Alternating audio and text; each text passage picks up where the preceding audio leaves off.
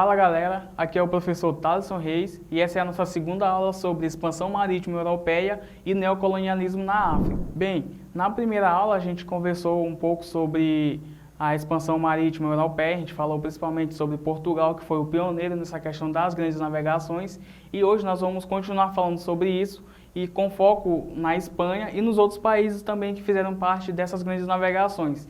E começando pela Espanha, a Espanha ela passava por um processo complicado, então ela passava por uma guerra basicamente, e já no ano de 1492 foi quando ela se unificou, parte do território ali com a queda de Granada, e depois, com a derrota do último reino árabe, daí eles começaram a focar nessas questões de grandes navegações. E a primeira grande navegação, a primeira incursão espanhola, ela resultou justamente na descoberta da América pelo navegador Cristóvão Colombo, apoiado pelos reis Fernando de Aragão e Isabel de Castela. Colombo, que era um navegador italiano, ele saiu em agosto de 1492 em direção ali a oeste, e em outubro já do ano de 1492 ele chegou na América nesse mesmo ano. Em outubro desse mesmo ano ele chegou aqui nas terras das Américas. E aí 2 anos após essa chegada de Cristóvão Colombo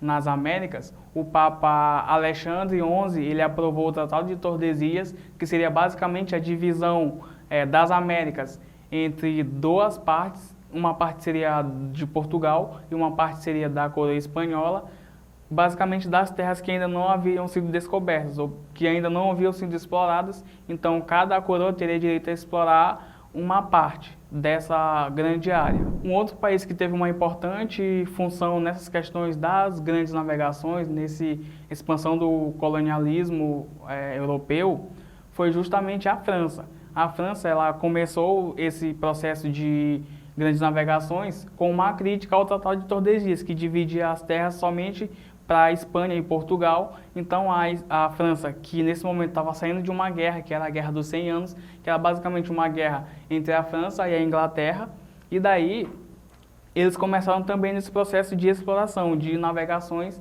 em busca de conseguir novos lugares para explorar.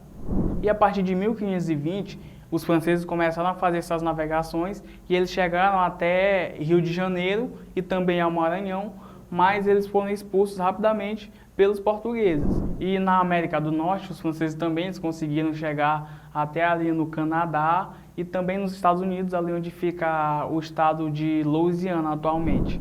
E por fim, como conquista, eles conseguiram se estabelecer ali no Haiti e também na Guiana, que atualmente ainda pertence à França, ainda é uma parte extensiva da França. Dos países europeus, quem também teve um importante papel nesse processo de colonialismo foi a Inglaterra. Eles também estavam envolvidos na Guerra dos 100 Anos e quando terminou essa guerra, quando eles fizeram desse conflito, eles passaram a buscar novas rotas, também queriam buscar novas rotas para as Índias, mas também eles queriam estar passando, chegar até a Índia, mas passando pelo continente, pela América do Norte. Então, dessa forma, os ingleses eles conseguiram ocupar as terras que hoje seriam os Estados Unidos e Canadá, ali na América do Norte. Também eles conseguiram ocupar algumas ilhas ali do Caribe, como a Jamaica e Bahamas, e na América do Sul eles também se estabeleceram ali onde hoje é a conhecida Guiana. E uma coisa que é muito importante de ressaltar é justamente os métodos que a Inglaterra utilizava para conseguir conquistar suas terras, para conseguir suas riquezas. Eles utilizavam os métodos bastante cruéis e agressivos para conseguir, principalmente como a pirataria contra a Espanha, e tudo isso com a concordância da Rainha Elizabeth I, que era a rainha dessa época da Inglaterra.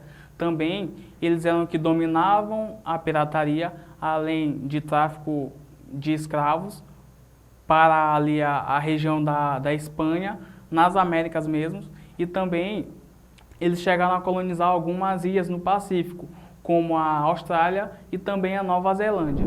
E por fim, nós temos a Holanda, que também ela se lançou nessa questão aí de dominar terras, de conquistar novos lugares. Ela se lançou principalmente buscando expandir e melhorar o seu próspero negócio comercial que eles possuíam. E eles chegaram a conquistar vários lugares. Eles conseguiram ocupar lugares como a América, como na América eles estabeleceram ali onde atualmente fica Suriname e também algumas ilhas do Caribe, como uma ilha chamada Curaçao. E também na América do Norte, eles chegaram a fundar a cidade chamada Nova Amsterdã, que depois eles foram expulsos pelos ingleses, que denominaram a cidade, que eles renomearam ela de Nova York. E no Brasil, eles tentaram ocupar aqui a região nordeste do país, mas eles foram expulsos pelos espanhóis e pelos portugueses, e depois eles conseguiram ocupar ali no Pacífico, no Oceano Pacífico, eles conseguiram ocupar ali a região da Indonésia, onde eles permaneceram por aproximadamente 350 anos. E agora que nós já falamos sobre essas questões das grandes navegações, nós vamos falar sobre o neocolonialismo na África, que foi basicamente um ciclo imperialista que levou países europeus, potências europeias, para dominarem e ocuparem também ali regiões da África e da Ásia, países africanos e asiáticos. Isso principalmente ali por volta do século XIX, durante o período da Segunda Revolução Industrial. No século XIX, a Europa passou por profundas transformações, principalmente na questão da Revolução Industrial, na Segunda Revolução Industrial, onde eles passaram a ter mais um avanço tecnológico, onde eles começaram a utilizar, por exemplo, a energia elétrica, eles começaram a utilizar o petróleo como produção de combustível para os motores e também vários outros aspectos que eles estavam em crescimento na época, que a indústria estava em constante expansão nessa época. E esse crescimento todo que a Europa passava era justamente através do modelo de produção capitalista, onde eles começaram a utilizar esses métodos capitalistas. Então, devido a isso, passou-se a utilizar principalmente uma grande demanda de matéria-prima, uma grande demanda de produtos a serem utilizados, e com isso surgiu também a necessidade deles explorarem novos lugares justamente para manter esse nível de produção que eles estavam tendo. Então, nesse sentido, países da Ásia, da África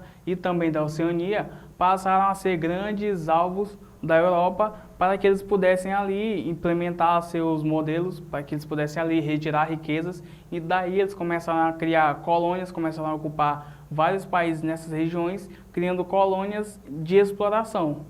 Até a década de 1870, os países europeus eles possuíam acordos econômicos com alguns países da África, e também alguns países eles ocupavam parcialmente outros países africanos, porém sem nenhuma necessidade exploratória. Só que depois de alguns eventos, algumas ações, eles passaram a ocupar ainda mais esse continente africano. E aí eu vou citar para vocês 3 importantes aspectos que motivaram essa ocupação africana, que motivaram esse interesse maior nas riquezas da África. O primeiro motivo foi justamente o endereço demonstrado pelo rei belga Leopoldo I no Congo, que é um país africano, e levou ao estabelecimento de uma associação para explorar o território. O segundo motivo foram expedições portuguesas que promoviam a ocupação de territórios no interior de Moçambique. E, por fim, o terceiro motivo era a crescente presença francesa no Egito, Tunísia e Madagascar. Após esses acontecimentos, levou-se com que as grandes potências europeias, esses países super desenvolvidos na época, que eles passassem a ter um grande interesse no continente africano, um grande interesse, no caso, para explorar mesmo. Então, daí criou-se a necessidade desses países criarem, por exemplo, a Conferência de Berlim, que foi justamente um marco histórico para esse neocolonialismo na África.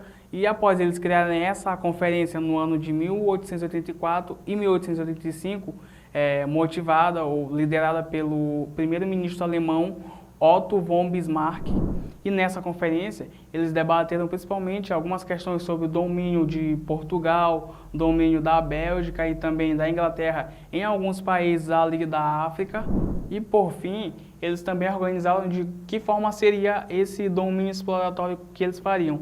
E o pretexto principal que eles utilizaram é que seria uma missão civilizatória nesse continente africano.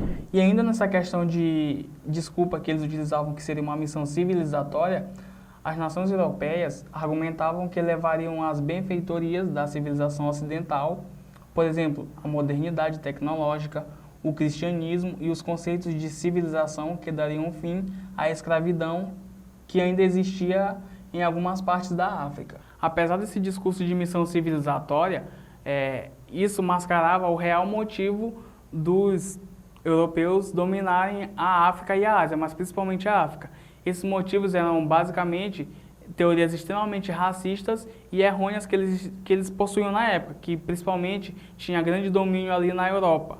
E uma dessas teorias, principais teorias que motivaram isso, é justamente uma teoria chamada darwinismo social, que essa teoria basicamente é uma leitura errada da teoria da evolução das espécies que foi proposta por Charles Darwin, e nessa leitura errada que eles faziam, eles diziam basicamente que algumas raças humanas eram superiores a outras. Então, a partir disso, essa era uma das principais motivações. Então, as pessoas, o branco europeu, ele, através das suas leituras, eles defendiam de que era o peso deles, que era a função deles, levar ou civilizar as pessoas que eram de raças inferiores. Eles deviam meio que ter um domínio sobre aquilo. Apesar do neocolonialismo na África ter sido um grande movimento, ter sido considerado um sucesso para os europeus, porque eles conseguiram basicamente conquistar seus objetivos, que era a exploração.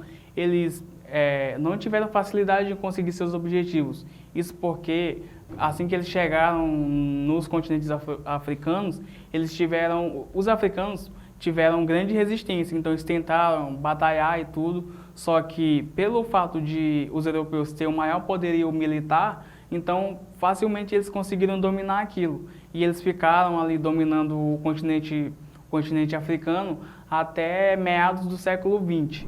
Então, galera, essa foi a nossa segunda aula sobre expansão marítima europeia e neocolonialismo na África. E eu espero que vocês tenham gostado. Também, se ficou alguma dúvida, vocês podem colocar aqui nos comentários, que eu vou estar respondendo para vocês. Mas antes de sair, eu peço aí que vocês deixem seu like, que vocês também se inscrevam no canal e que ativem o sininho das notificações. Até a próxima!